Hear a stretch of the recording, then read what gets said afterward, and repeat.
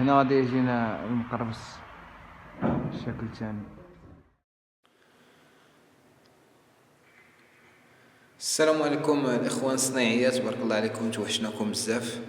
اسمحوا لنا على هاد الغيبه هادي اللي غبنا عليكم.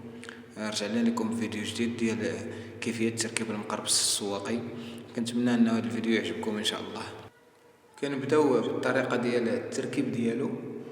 فكنجيبوا واحد جوج رواقل ديال 3 متر، عندنا في الطول 6 متر، وكنحطوهم ميزان وعبار، وكنحطوه على الطرف الوسطاني، وكندخلو فيه السلك باش كنزيرو العبار ديال الهبوط اللي عندنا باش يجينا داكشي تمام، يجينا نفس العبار ونفس الميزان.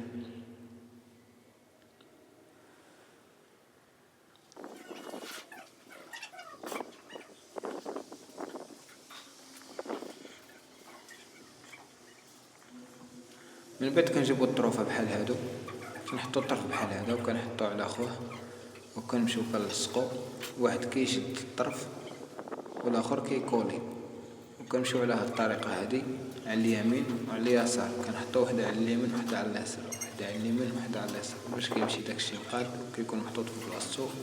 واخا الخدمه ديال السيليكون ماشي بحال الخدمه ديال اليد، الخدمه ديال السيليكون كتكون شي شويه عوجه وما كتكونش يعني مقاده، فكتحاول انت انك تقادها بشويه ديال الكراطاج، شويه ديال الليمون، كتقطع بالمنشار، كتقاد من هنا ومن هنا باش يمكن داكشي يجي في بلاصتو ويجي مقاد.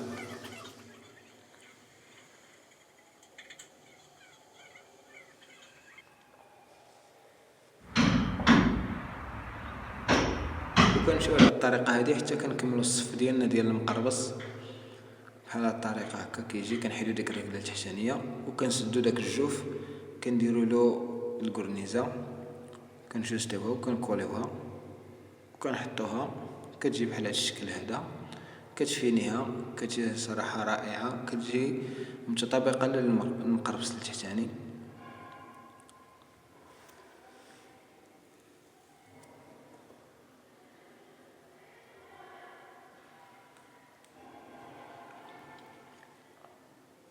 من بعد كنجيبو واحد العجينه خفيفه شويه وكنعمرو بها الجوانات الملاقيات ديال ما بين الحبه والحبه، وكنجيبو المربع وكنقشو من جديد باش كنجيبو داك الجوان، ديك الملاقيه ديال البياس تجي مفينيه وتجي زوينه وتجي متطابقه للنقش اللي حداه على هاد الشكل هذا، مخصوش يجي باين بزاف.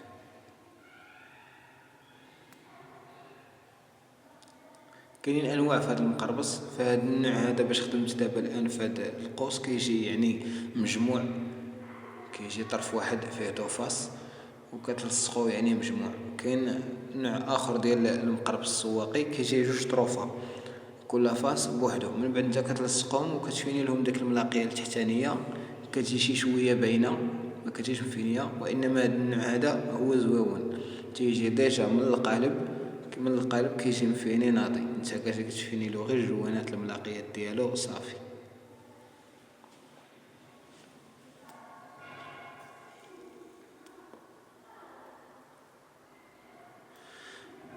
هنا الدور ديال الشيتا والماء وشويه ديال القبص فهو دور فعال، كيصلح بعض الخبيشات ولا شي عضات ديال المنشار ولا دوك الجوانات اللي كنقشوهم بالمربوع تيكونوا فيهم شي قرصات ديال المربوع، فديك الشيتا كتصلح داك العيوب اللي فيه.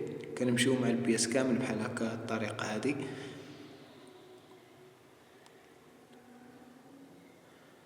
تنديرو شويه ديال الماء وشويه ديال القبص وكندوزو على المقربص كامل على هذا الشكل هذا باش كيجي داكشي زويون ومفيني في بلاصتو. هذا هو الشكل النهائي ديالو.